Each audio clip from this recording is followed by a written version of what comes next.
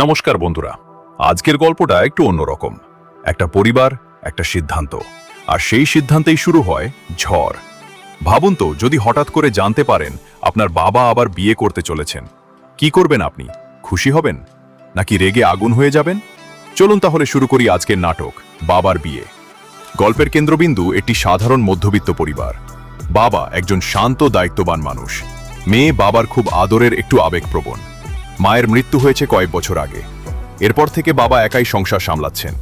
একদিন হঠাৎ করে বাবা ডাইনিং টেবিলে বসে মেয়েকে বলেন, আমি একটা গুরুত্বপূর্ণ সিদ্ধান্ত নিয়েছি, আমি আবার বিয়ে করতে চাই। বাবা তার মেয়ের জন্য দুজন মা বেছে নিয়েছেন। তার মধ্যে একজনের নাম তানিয়া আর একজনের নাম রোজি।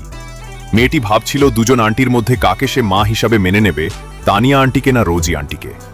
মেয়েটি দুজন আন্টির একটা পরীক্ষা নেওয়ার জন্য তার হাতে থাকা গিফটের বাক্সটি প্রথমে তানিয়া আন্টির গায়ে ছুঁড়ে মারল। মেয়েটির বাবা তা দেখে রেগে গেল এবং তার মেয়েকে বলল, মামনি, এটা তুমি কি করলে? তানিয়া আন্টি বলল, কোনো ব্যাপার না, ও ছোট মানুষ তো, তুমি ওকে বকাবকি করো না।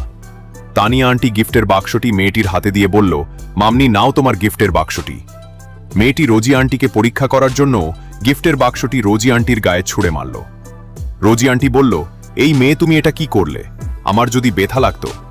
মেয়েটির বাবা রোজিকে বলল, আমার মেয়ে আসলে এমন না, কি জানি আজকেও এমন কেন করছে।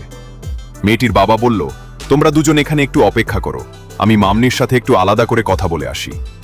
বাবা তার মেয়েকে জিজ্ঞাসা করল, মামনি, তুমি দুজন আন্টির সামনে এমন ব্যবহার কেন করলে?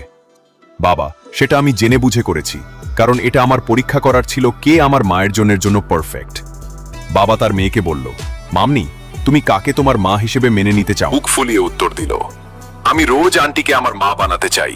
রোজি আন্টির তো খুব রাগ, তোমার সাথে খারাপ ব্যবহার করেছে, যে রাগ দেখিয়েছে। তারপর তোমার যদি সেই মা হয়, তোমাকে যদি মারধর করে? মেয়েটি বলল, বাবা, রোজি আন্টি আমাকে শাসন করেছে, একজন মায়ের কাছে এটাই হওয়া দরকার। তানিয়া আন্টি যেটা ভালো ব্যবহার করেছে আমার সাথে, সে সেটা উপর উপর করেছে এবং তলে তলে। খুবই শয়তানি বুদ্ধি, সেটা মেয়েটা বুঝে গিয়েছিল, এবং তাই রোজি আন্টিকে সে মা বানানোর সিদ্ধান্ত নিয়েছে। তো বন্ধুরা, আজকের এই ভিডিওটা দেখে আপনারা কিছু বুঝতে পেরেছেন, শিখতে পেরেছেন। একজন মা আছেন, একজন মা হিসেবে কেমন হওয়া দরকার। ভিডিওটা ভালো লাগলে লাইক করে দেবেন, চ্যানেলটাকে সাবস্ক্রাইব করে এমন ভাবেই পাশে থাকবেন। তো দেখা হচ্ছে কাল একটা নতুন ভিডিওর সাথে।